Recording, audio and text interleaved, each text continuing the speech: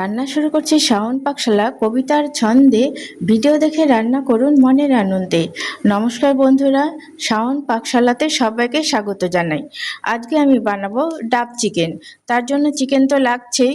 আমি দুজনের পরিমাপে চিকেনটা নিয়েছি, নিয়ে ভালো মতো করে ধুয়ে নিয়েছি। আমি এখানে নিয়েছি ডাব চিকেনের জন্য আলু নিয়েছি, এরকম বড় বড় করে ডুমো করে কেটে ধুয়ে নিয়েছি। আপনার আলু নেওয়াটা আপনাদের অপশনাল, আপনারা চাইলে নিতেও পারেন, আবার স্কিপ করেও যেতে পারেন। আর এখানে নিয়েছি পেঁয়াজ, রসুন, আদা, কাঁচা লঙ্কার পেস্ট, মিহি পেস্ট করে নিয়েছি।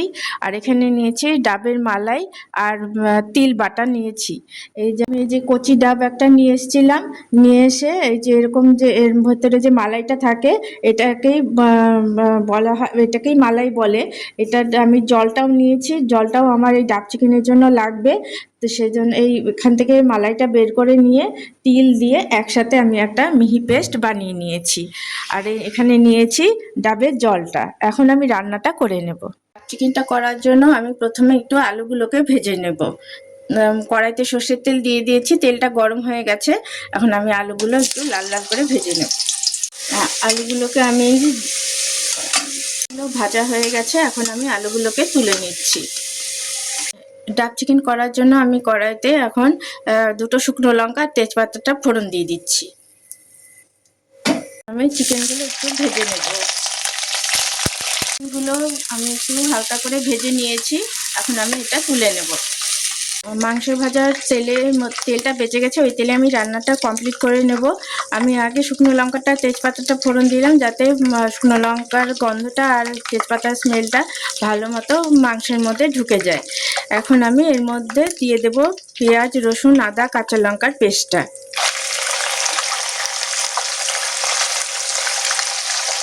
আঁচটাকে মিডিয়ামে দিয়ে এখন আমি দিয়ে দিয়েছি। এখন কিছু গুঁড়ো মশলা দেবো। তার দিচ্ছি হলুদ গুঁড়ো, ধনিয়ার গুঁড়ো, লঙ্কার গুঁড়ো।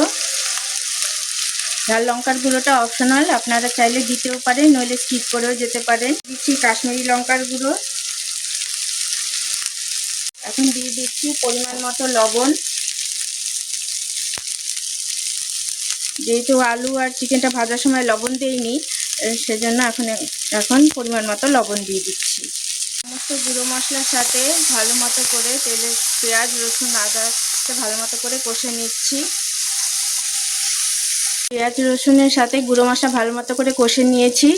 পেঁয়াজ রসুনের কাঁচা গন্ধ চলে গিয়ে এখন দেখুন চারদিক থেকে তেলটা বের হয়ে এসছে। এখন এর মধ্যে দিয়ে দিচ্ছি তিল আর মালাই বাটাটা।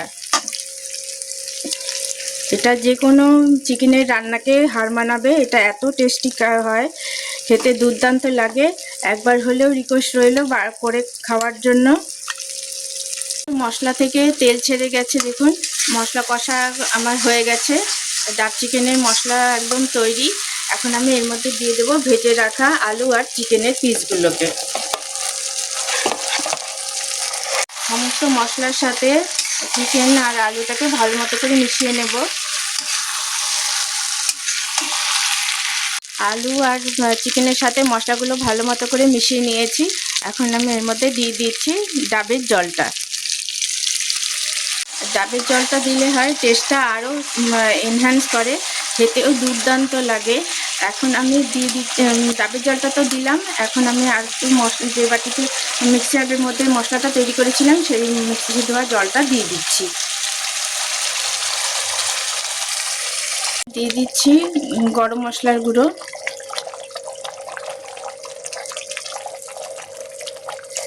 চিকেনটা একদম সার্ভ করার জন্য একদম রেডি।